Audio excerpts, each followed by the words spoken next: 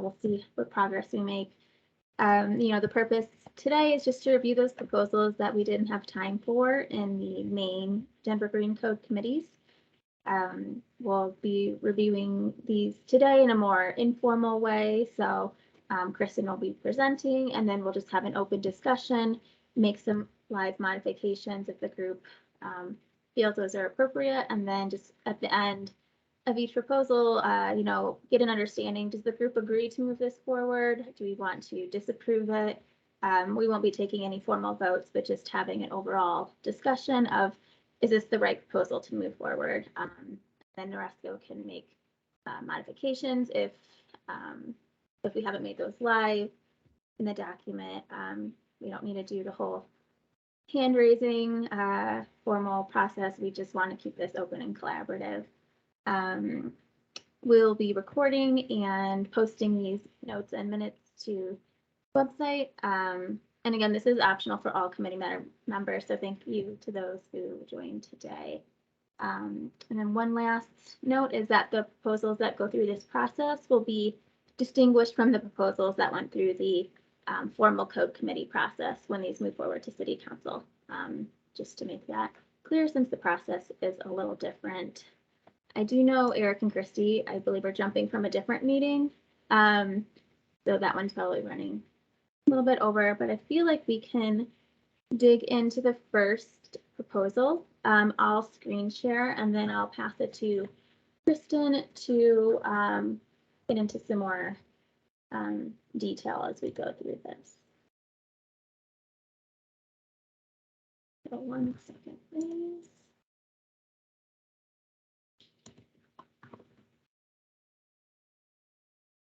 All right, can everyone see my screen all right?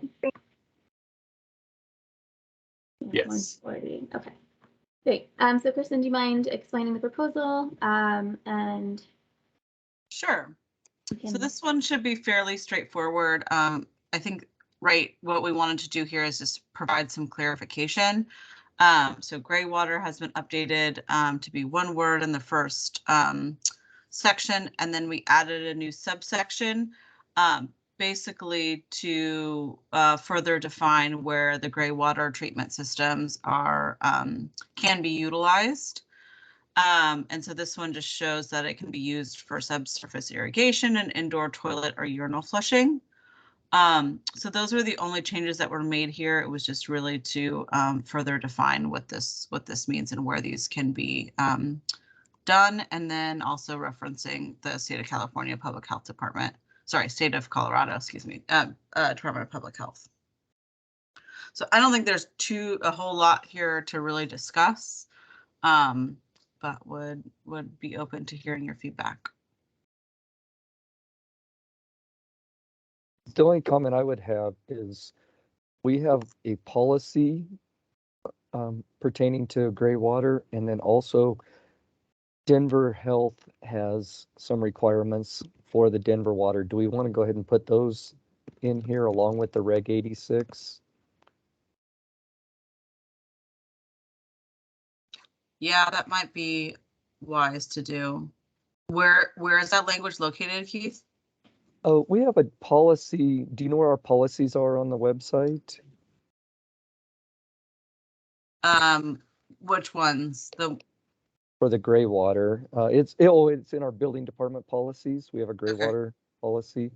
If not, I can get it and forward that to you. Yeah, that would be helpful. And then the Denver water requirements, I think they're listed in that policy, their number, their document file is listed, the name of it. Okay. So there's two that we need to reference then. I would recommend referencing both. Okay. Let me pull that up and send that to you.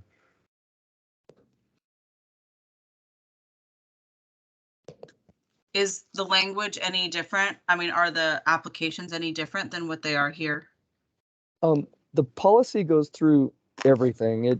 It has these same general requirements, and then it has all the requirements for the permitting, special requirements for permitting.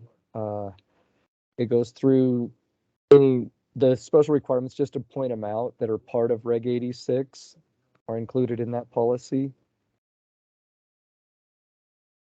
I just dropped the rules and reg for City and County of Denver into the chat.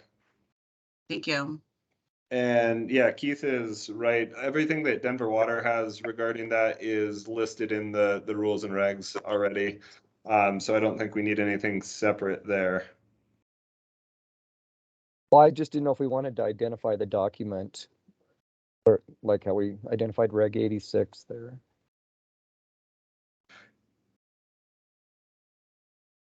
Yeah, I think it would be helpful to identify City and County of Denver rules and regulations. But within the rules and regulations by City and County of Denver, that points back to, I think, the Denver Water operating rules. But it's already spelled out in the City and County document. So would it be helpful to put also in this part of the code, or is there already enough there?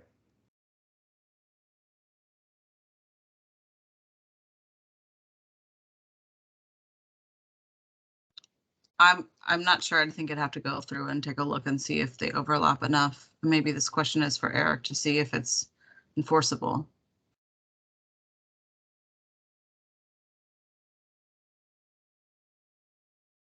Don't believe we have Eric on the line yet. Okay. We can go through and see. I mean, I don't think that mentioning, you know, these other policies can be harmful, right? As long as we're saying the same thing. So we can take a look at that and note them as written. So thank you for those, Austin. Mm-hmm. Christy, were there any comments you wanted to add from an enforceability standpoint? I'm sorry. Can you ask me the question again? I was split on my attention and I missed it. I'm sorry. No problem. I was just asking if there's any anything you'd like to add from an enforceability standpoint, if we at least reference the two documents within this proposal. I guess Kristen was wondering if there was anything else we needed to be clear on in order for this document to be enforceable from CPD. No, I don't. It's as enforceable as the policy is right now. We allow these to move forward. This is just us encouraging them to move forward as opposed to currently just simply allowing them.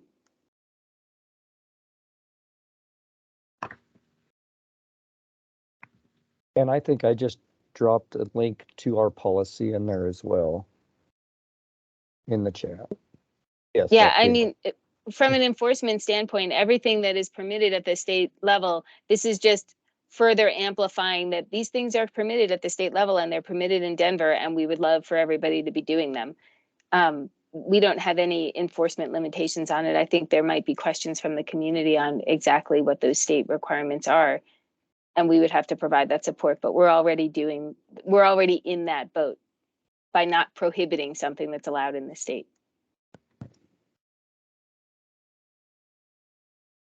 Sounds good. Thank you, Christy. So to wrap this proposal up, if we're more or less done with the discussion, how does the group feel about moving this proposal forward as long as Kristen and Noresco make those references to these two documents? Is anyone opposed to doing that?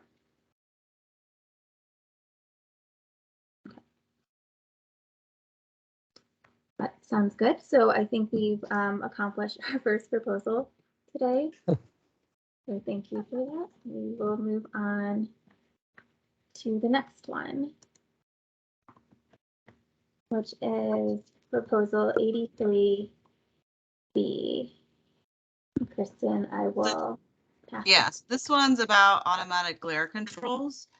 And so the only thing that's really different than what was already there, it looks like everything is highlighted, but I think that's all existing language. Yep. The only thing that we changed was the table on page 2 is where we're saying that they should be included, automatic glare controls. So if you scroll down to the table, we've just added a few things to those daylit spaces that we think that there should be automatic glare controls to. So that includes like gym, fitness areas, or enclosed swimming pools, worship facilities, laboratories, personal services areas, and exhibit spaces. And we also removed the exception, there you go, for the convention center. So really, we're just kind of broadening the list of applicability for automatic glare controls if this is an elective, they choose to do that. So this is Darcy. I have a couple questions about this measure.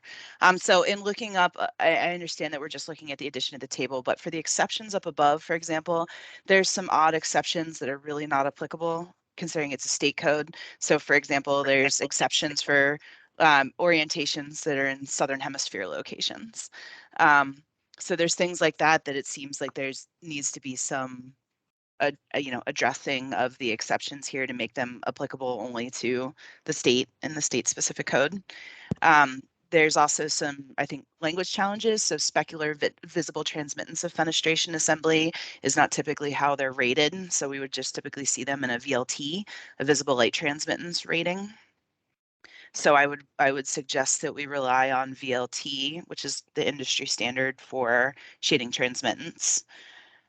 And then in terms of the space type tables below, considering that this measure right now states that it could be either occupant or control system controlled, but my suggestion is that we may want to separate those out in tables. So for example, in any kind of shared occupancy space, so a swimming pool, enclosed swimming pool, you may not want occupant control where you would have occupants able to walk over and change the blind positions. So I think these need to be separated out into occupant control versus control system, automated controls as we would call it.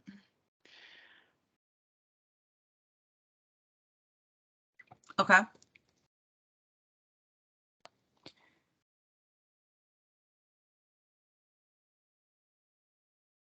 If we were to do that, would you be able to review the updated tables to see if happy to. it's consistent? Absolutely. Mm-hmm. And thank you, Darcy. I'm not sure I captured your first comment here. So so for example, exception number 1, so there's an exception for fenestration oriented with 10 degrees of the south window in the Southern Hemisphere location, which is clearly not applicable to the Denver Green Code. So I think it's clearly, drawn from other code language, but this I think should be refined to reflect potential conditions and in use.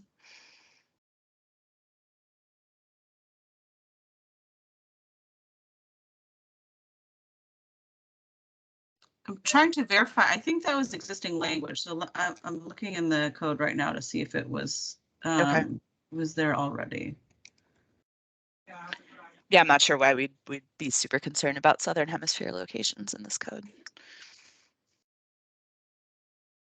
It's probably just, since we started with a 2018 IGCC, it's probably something that snuck through that we didn't edit. Absolutely. No, makes sense.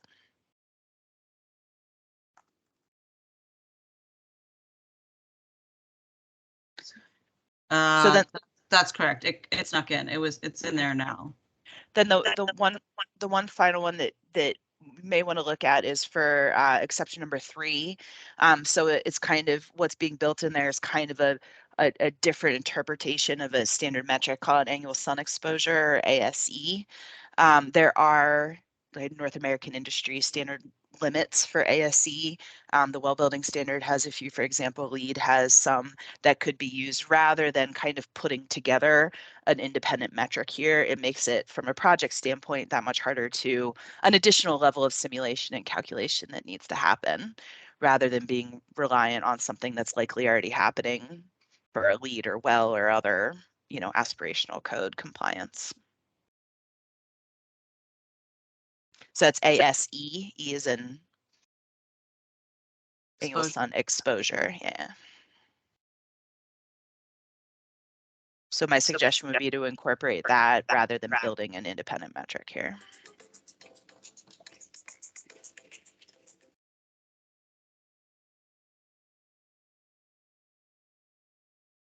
And just to clarify, when you were saying your earlier comment about the VLT rating, Yes. Yes. that was related to exception number 2? No, VLT is up above in the main context of the 801.3.7. Yeah, okay. So Wait the till the term meeting's that's over and then I'll get it. sorry, the term that's included there is specular visible transmittance of the assembly. But instead of specular visible transmittance, I recommend using visible light transmittance, VLT, which is the industry standard term.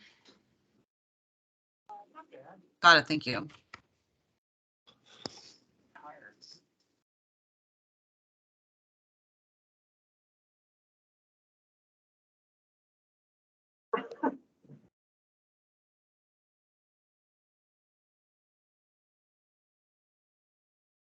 I think that captures all of my notes. Wonderful. And Kristen, this says delete from DGC proposal 83 passes. My recollection is that this would have passed. I just want to confirm that. I don't know that off the top of my head. I'll have to take a look. I think it did.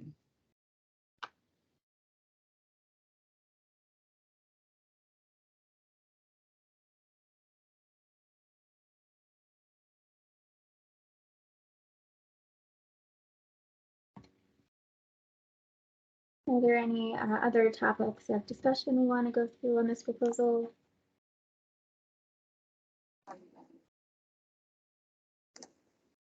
It seems like there's, you know, a couple more modifications that we would like to see on this one versus the one prior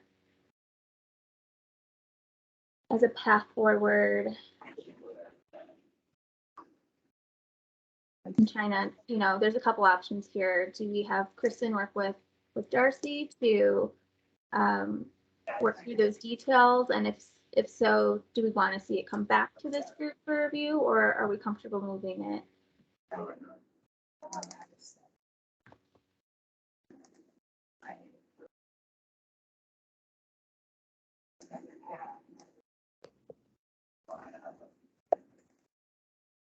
This is fairly far out of my wheelhouse, so I'd be comfortable with them working together and coming up with best recommendations personally.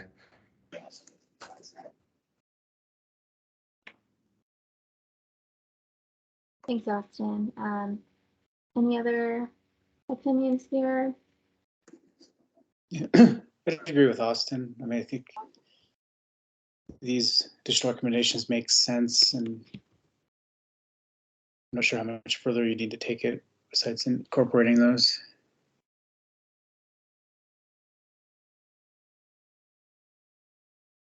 I'm on that page too.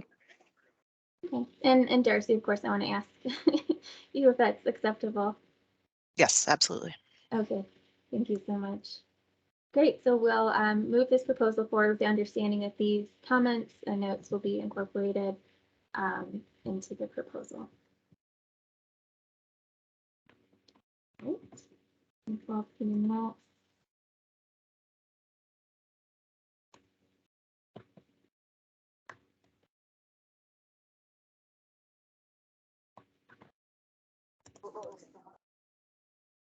I switched browsers. Can you all see proposal 84B on my screen? Yep. Yep. All right, Kristen, it's all yours. So this one, similarly, we defined the daylit spaces. And so if we do edit these, we might want to look and go back to the previous version and make sure that they align very well. This is only control requirements for presentation lighting. So we added this table. And so that was really the only change here. We also wanted it to be mandatory. Now we're going through the process of trying to figure out, you know, what makes sense for mandatory in the DGC. So that is not really something that we need to do here. So really, there's not a whole lot here. It was just more to define where we wanted these things to be located. And Kristen, just to clarify, you said you've added this table, correct? I think we referenced, the table was already there. I think we just referenced it from a different section, right? It was in 801.4A, which is in a different section. So we just referenced an existing table that was there. Okay, thank you.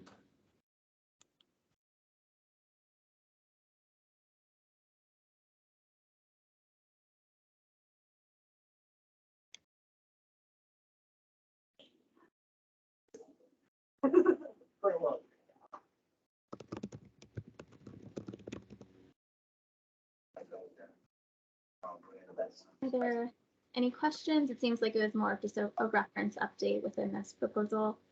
I imagine there's not too many topics of concern here. So I guess if this one passes, right, the what's in DGC right now is within 3 feet. So that luminaires, so the crossed off language, I guess this is good to note, is that so the luminaires that are located or entirely or partially within 3 feet of any type of presentation surfaces needed to have control separately. And so we've just, instead of taking that, we've just said a little bit more specific on what type of controls need to happen in these specific areas. So it is ratcheting up really a little bit of the stringency and being a little bit more specific on what those controls need to be. So Kristen, can I ask, previously did it include the light level requirements that are in A, B, and C? So the lux and foot candle requirements, or is that an addition? Let me double check. The way I was reading it was just that it was the addition of the reference to the table. Yeah. But if the addition of the light levels are included in part of the conversation, yeah, I have opinions. Let me go back and look. I did these a long time ago. So let me jog my memory here real fast. It's in here.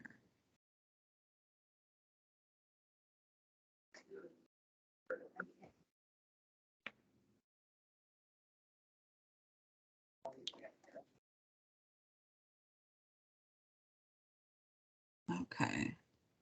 So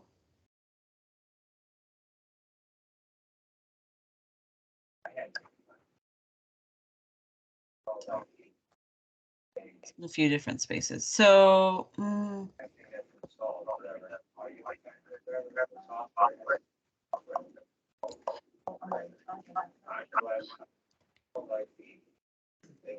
it doesn't look like it references the lux previously.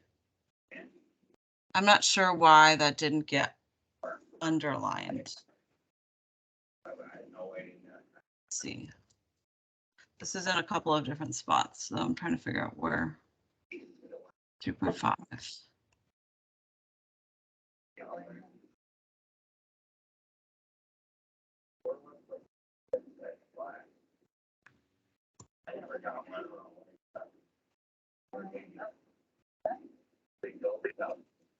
It's 7.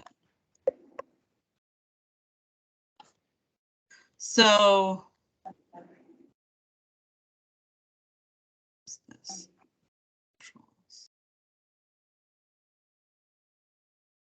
Sorry, I'm not seeing this in its spot where it should have been.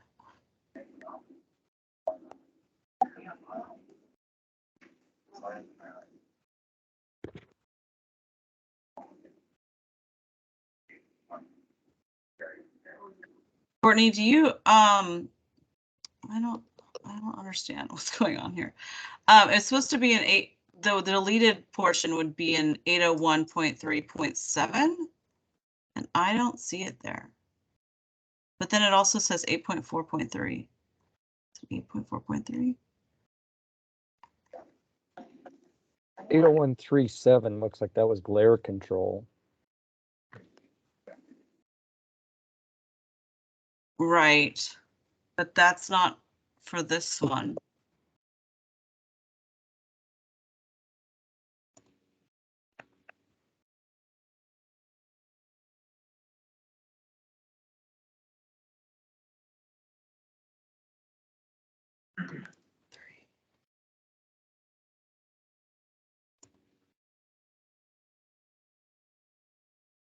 Okay, so it's 801.4.3.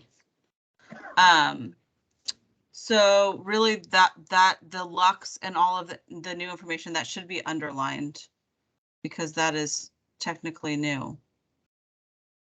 I feel like this came from a different part in the code. Because it's not new information. So it's not new information, it just moved into this section. Yeah. I think that's an important distinction. If it's moving it from another part of the code, I would take less issue with it. If it's introducing Glux requirements, which is this kind of an indirect way of dealing with this, I would not be in support of introducing Glux requirements into the code here. Okay. Let's see, is it in 8.5.3? Okay, so it is in 80, so it's in 801.5.3 already. So all of this information is located in 8.5.3 already. And that is under materials for performance requirements for daylight simulation. So this information is not new. It's just being in a different spot now. So that all of that information is together. So Lux information is already in 801.5.3. So that is not new. It has just moved. Apologies for that.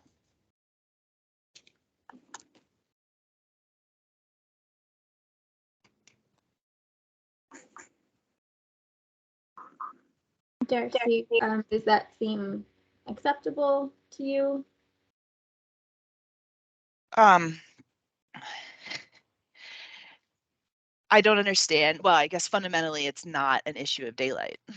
And so it seems strange that we're providing minimum and maximum illuminance levels on presentation surfaces in response to a daylight control measure. Daylight control should be about mitigating glare onto those surfaces, not necessarily about providing minimum or maximum uniformity and light levels onto those surfaces. So I mean, it's two fundamentally different issues. Got it. Okay. So since all of this that's highlighted, this whole thing is a different measure, should we keep it in where it was located for lighting for presentations? If they are separate issues, right? I don't think we want to further complicate things. I think our intent was to, there was 2 sections for lighting for presentations and we want to combine them so that you didn't have to look in 2 different spots for that lighting information. And we also wanted to specify where specifically those controls would need to be in which spaces. So that was the intent of moving this around, but it sounds like we might have missed the mark there as we're talking about 2 different things. Yes, I'm just rereading the existing code here.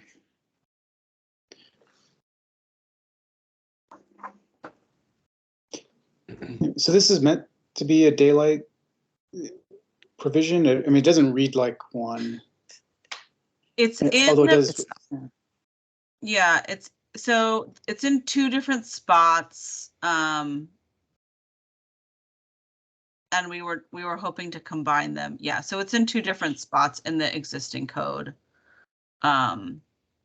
There's the lighting for presentations, right, that has to do with the existing information that was crossed off at the bottom. Courtney, if you'll go down there. And then a few sections later, after a daylight performance requirement, it has information about the reflectance. So, I mean, fundamentally, they're two different things, though. The section that's crossed off the bottom is about making sure you can switch those lights separately from all the other lights in the space, which is usability of the space, occupant comfort, all of that. What's introduced by the foot candle lux and uniformity requirements is a performance-based requirement. It's not in alignment with industry standards. Generally, those are also ranges and not absolutes, maximums and minimums like we're seeing here. And it's neither provided by daylight nor impacted by controls. So I'm not sure the kind of fundamental justification for including this type of design metric into the code. I see. Okay. Well, that's helpful. That design metric is in the code. Is that 805 already? But that's not a question of either daylighting or controls. Correct. It's fundamentally not a green code issue. It is a lighting design and applications issue.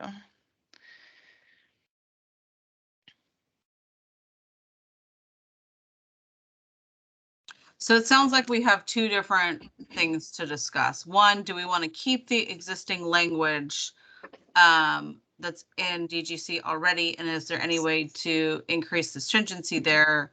And then do we want to do anything about the lux and vertical illuminance in this other section that we were trying to combine?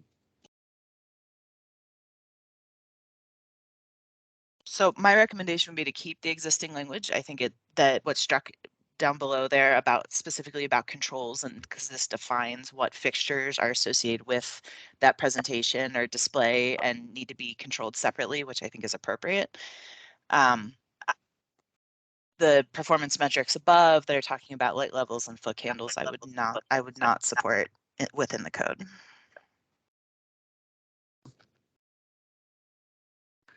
And does this require like a model?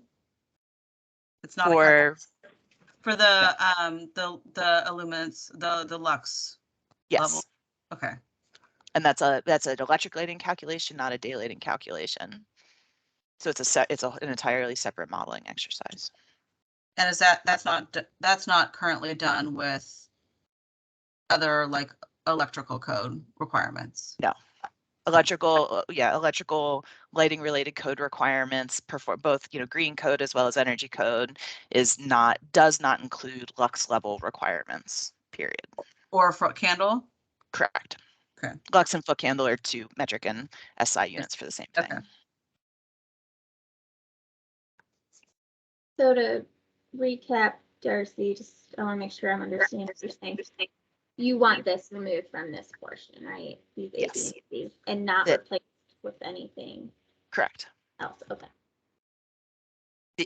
The entire set, all the way, this full paragraph, all the way up to the top. I don't think there's anything necessary to include here for lighting for presentations. Okay. Do you think there is a reason to define where these spaces are if we don't strike the original language in terms of locations? So it already lists out whiteboards, blackboards, chalkboards, and screens. Do you think we need to further define that in terms of the spaces that they're in? I don't. I think it is limiting if you do that. I think if you leave it as defined by the type of illumination that you're providing, what type of surface you're illuminating, it could potentially more broadly apply to additional projection type, projection locations or screens and other spaces outside of this list. If you leave the list, it's inherently constrained by just applying to those space types. Do these things often get done as like FF&E that don't get included in the building design? Like, could a designer get away with not doing it because they don't necessarily know where those presentation spaces will be? There's always the eventuality, yes, but typically not if there's any sort of kind of combined room control. It's more often than not, the issue is them not being lit at all. So not providing, whiteboard, blackboard lighting. would be a more common scenario, I think, than lighting coming in as an FF&E. Okay. Does anybody know why this section above was put into the code in the last code cycle? If we're talking about deleting that, I didn't know why it was put in there, if there was a reason it was put in there in the previous code cycle or not. So I would say that during the previous code cycle, we did not have a high level of lighting design expertise within our committee.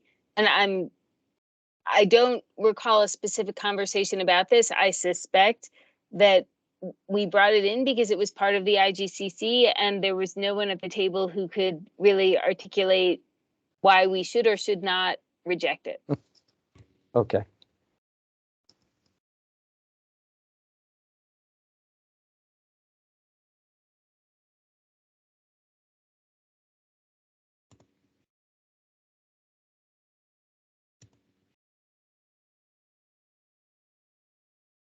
So it sounds like we're not asking Kristen to update this proposal. I mean, it sounds like we're rejecting this proposal, because then we wouldn't be deleting that text from this proposal.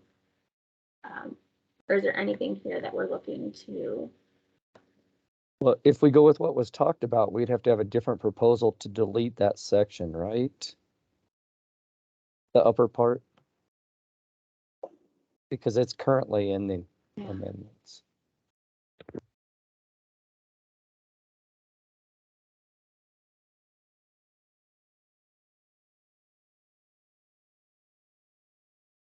I get what you're saying. So I guess the proposal would more or less become remove these measures from the existing place from 80153. Yeah, remove that whole section. Yep. And keep the language, so. Okay. I mean, I believe that 80853 is a voluntary measure. So it would be just, something that project teams would elect to do. And we can, make sure that it stays as an elective, which I think it would be anyways. So that's a way to kind of not further complicate this. We can leave it in as an elective. If project teams don't select it, that's fine, right? Because it takes additional work. And then we can reject this proposal and keep in the original language for lighting for presentations for what's written below. That would just give them another elective then, if they choose to go with that upper part. Okay. Correct.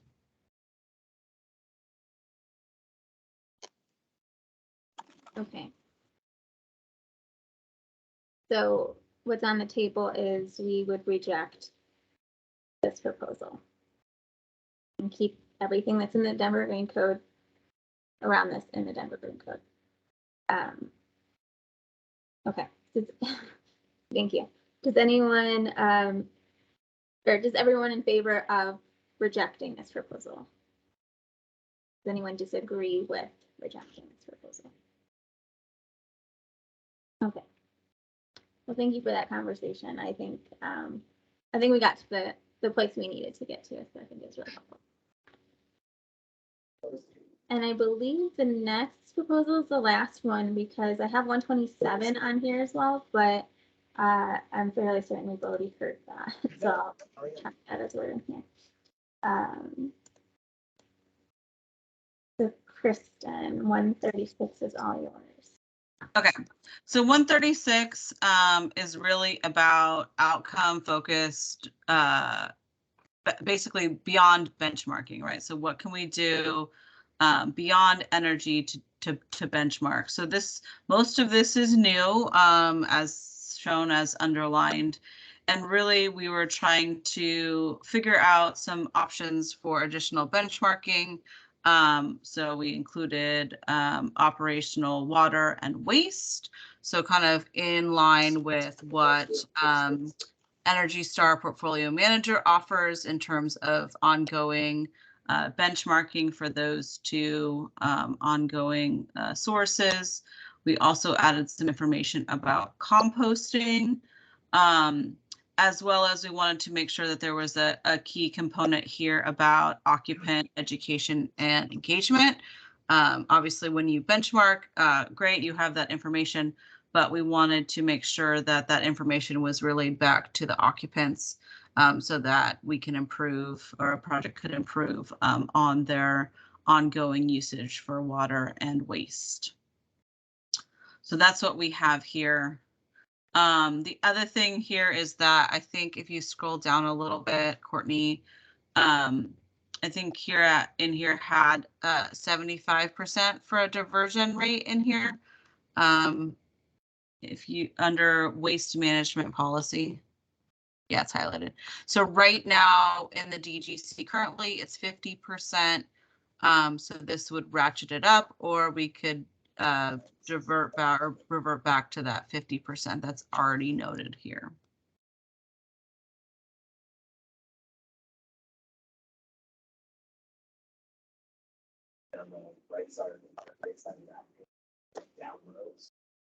So I know there's a lot in here if you haven't already gone through that, but feel free to let me know if you guys have questions.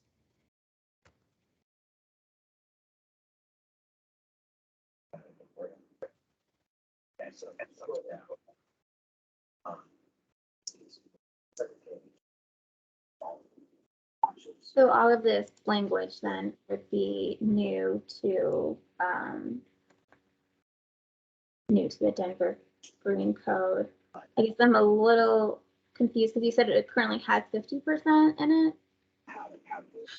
Yeah, there's a section that already has 50% as a, so I guess it's as a construction and demo waste diversion rate. And so 70, this would be ongoing waste. So I don't know if you'd want to mirror what would be in construction and demo, which is obviously prior to the building being occupied, and this being 75 for ongoing, which might be a little bit too aggressive, right, for ongoing. I'm not sure what if there's any ongoing waste diversion kind of limits or goals in Denver.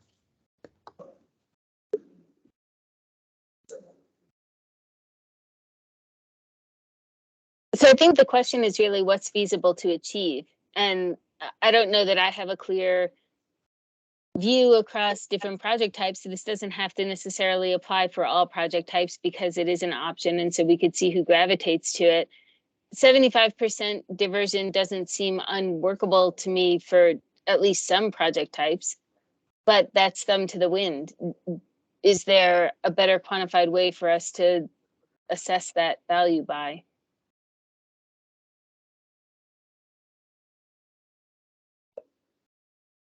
Right. And then, sorry, go ahead. Oh, and the other thing, obviously, you know, this is really an operational strategy. And so it being in the DGC, right, how, you know, how, if they don't get to 75%, you know, how is that weighted going forward, right? How would we check on this, right? Which is a question of how it's going to be enforced. Well, I mean, this is round one where we're saying that the team has to develop a policy that identifies how the waste will be managed. It's not that the city's going to come out and police that.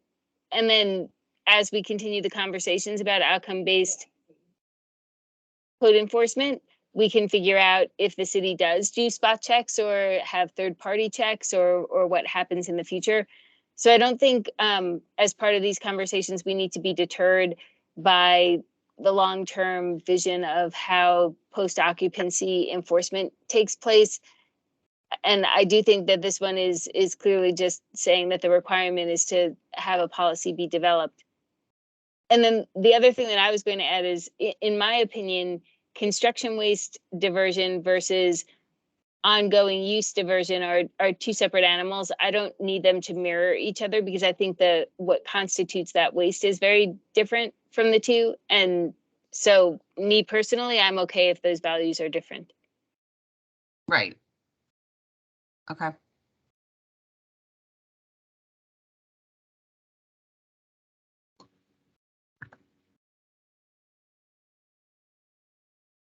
I mean, Courtney, I would be interested to hear if there's any insight from the CASR team on waste diversion, knowing that there are other initiatives underway right now related to waste management, or if that hasn't really been studied yet on that end either. Yeah, that's a good question, Christy. I would need to check in a bit more with our team on that side for more detail. I do remember sending this off to them. I don't feel like we ever got a response though. So I should have followed up on that. I think mean- there's, Mhm. I was just going to say, Christy, to your point, I think there's simple like A or B check, or, binary checks. Do you have a plan or policy in place? And do you have the capacity or the services available for diversion? And what they're, maybe not necessarily enforce on the outcomes, but just enforce on like having that capacity or having those services available, and a policy that says they're going to be utilized. Okay. Then that kind of takes us back to a thumb to the wind on the 75%. I mean, I guess from my limited perspective of what gets removed from different building types, 75% seems totally achievable to me. Like most things aren't straight trash in a lot of building types. Am I off base here in anybody's perspective? I mean, there are projects that are doing like true zero waste, right? Where they're like literally at 90 to 95% operational. I think it definitely depends on the building type, right? I think this would be a lot more challenging in a multifamily residential than an office building that, that doesn't necessarily have, some type of food eatery in it. So I think it really depends on the building type. But do you think like, do you think multifamily, I mean, even multifamily residential is one that came to mind. In my opinion, residential is one that can have a really low amount of true waste that can't be diverted. So I don't know, it seems totally reasonable to me.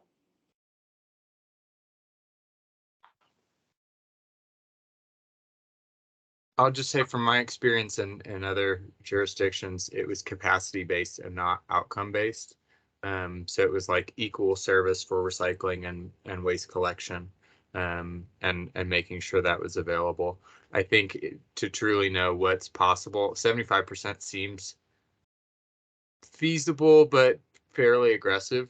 I think 50% is totally feasible, and if you're basing it off service levels, then yeah, I think that's in line with what other folks are doing, and very easy to like both measure and verify.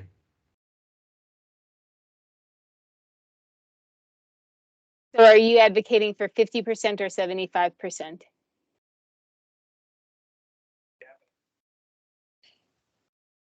As a starting point, I think I'd advocate for 50%, but I'd be open to other suggestions. I'm wondering if we should take this back to the CASR team that focuses on these provisions and get a feel for that percentage. Yeah, it'd be great to base it on some kind of precedent, some kind of research. I mean, I agree 75% doesn't sound terrible, just thinking about my own home and, but it's just still kind of pulling a random number in a way out of the air. But the issue about capacity is composting, I have it in my home with the city, but is that available kind of for all commercial, the city composting?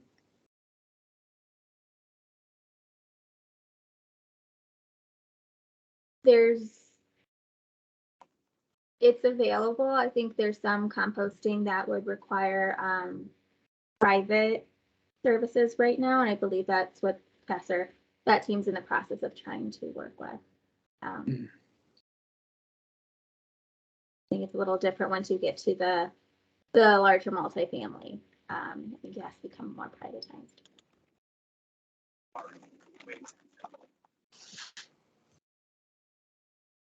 So to move this one forward, were there any other topics of concern we wanted to address? My thought is we can take, I don't know if we want to agree here on a percentage that we're okay with, and then take it back to CASR, and if that changes, then we inform the group and maybe revisit this. I think of the most streamlined path forward for us here.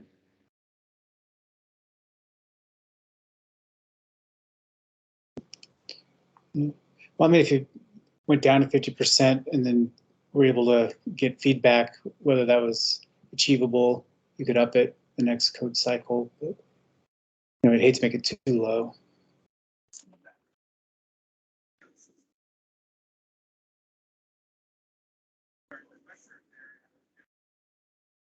Yeah, I would, so I guess I might suggest that I don't feel like I know enough to set a percentage. So I'm gonna say thumbs up on whatever we set, just in order not to have nothing be set, except that I would really rather have the CASR teams, waste teams input as we set that, so that we don't make it too low, because the goal is to make people have to try a little bit, you know?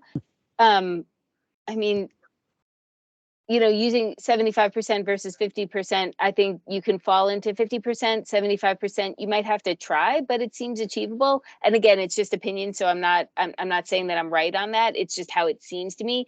But having people have to try to get there, I think is totally fine for something like this.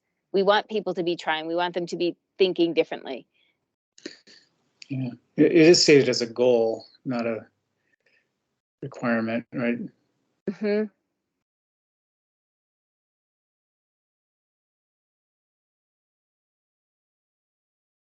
Could you thread both of them and say a minimum of 50% with a goal of 75%?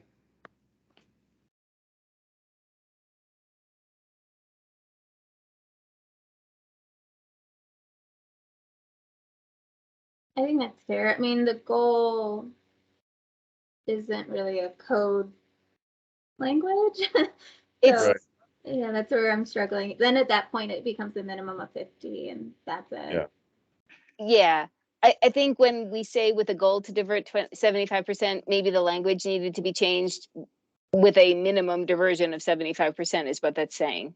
Like, Yeah. if a team came forward with a policy written to divert 60%, we would say, well, no, because you have to, according to this, hit 75. That's It's fair. just maybe not the right words. I think saying a minimum of 50 with a goal of 75, they're going to shoot for 50. Yeah, that's fair. And codes, you know, we don't have aspirations in codes. We have requirements.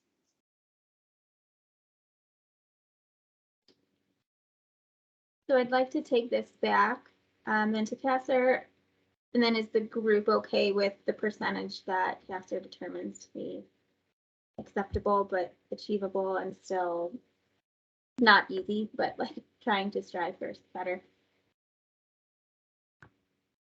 Okay. We will do that. Thank you all for that conversation. We do have only 5 minutes left. I don't believe we actually, this was on an agenda. I don't think we did get to 127. I was looking at some of my notes here, and Kristen, I don't know if we have time to go through this, or Wow, we could try. yeah. I think so. We made some changes to this one last month just to try and reorganize it. And so there's really not a whole lot new here necessarily. We just further defined the waste management plan and included demolitions in there. And we specified what type of permit you would be pulling. So we added roofing, and then also including renovations and additions over 2,500 square feet, and then demos over 1,000 square feet. So this is just related to the plan. We wanted it to be posted so that people could comply with the plan. And then if there was substantial changes to the plan, that they would resubmit their goal and how they're achieving that to the building official. So nothing else really changes there. We added some information about materials that should be recycled. And then with a either a new building or an existing building that was being renovated, we requested that a trash chute be available for sorting purposes. So those are the additional changes. And so we reorganize this to just, it's in 2 different sections. So there's part of it is in section or chapter 9, and then part of it is in chapter 10 with operations. So one is really planning and the other one is actual diversion.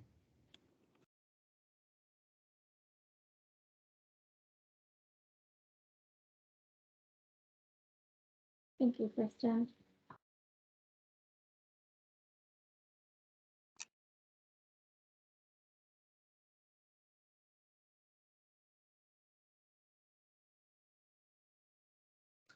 So I don't really think that there's a whole lot here. We just really wanted to clarify and adjust the language so that it was all kind of in the same 2 places.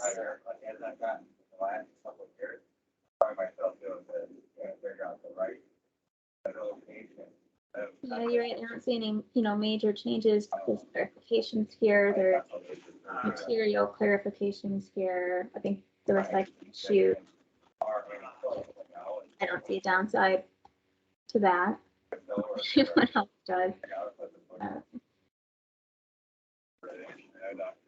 Is there any questions for Kristen or any discussion?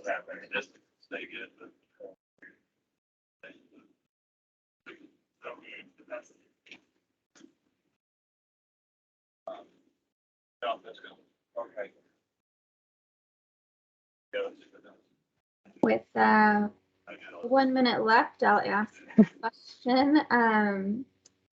Is everyone in agreement with moving this proposal forward for approval?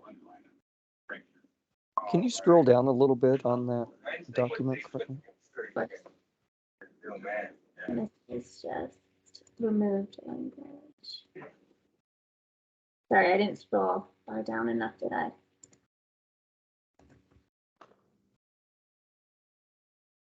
So we moved so that the stuff that's crossed out, that was in chapter 10, we just basically moved that to chapter 9. And so it was in the right place with the planning part of it versus the actual doing of the construction waste diversion.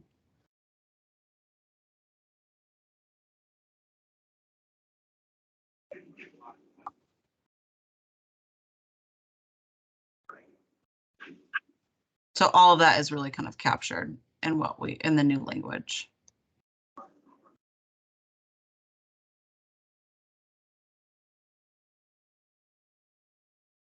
Okay. Keith, was there any specific question that you had after you saw what I eventually scrolled to?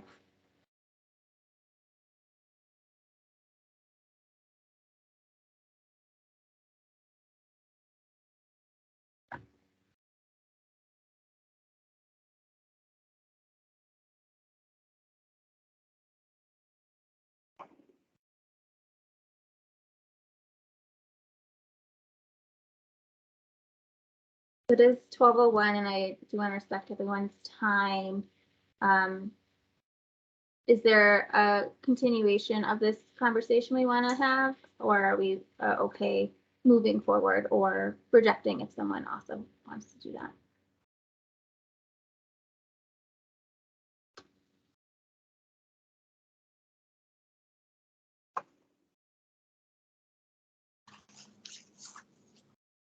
Yeah. I don't have any other questions, so I guess I'm okay with it moving forward from my end.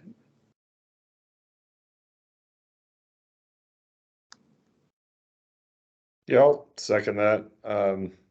I think the revisions and the reorganization is fine and works well. Okay. With that, unless there's any objections to that, we'll have Maresca finalize this, but really without any modifications here, and move forward into the code. So I want to thank you all for your time. Again, I'm sorry we're 2 minutes over, but I appreciate it. And I don't believe we'll have another one unless we'll need to revisit some proposals, make sure we've covered them all. But thank you all, and I hope you have a wonderful rest of your day. Bye. Thanks. Yeah. Thanks, everyone. Thank you, Courtney. Thanks, Courtney.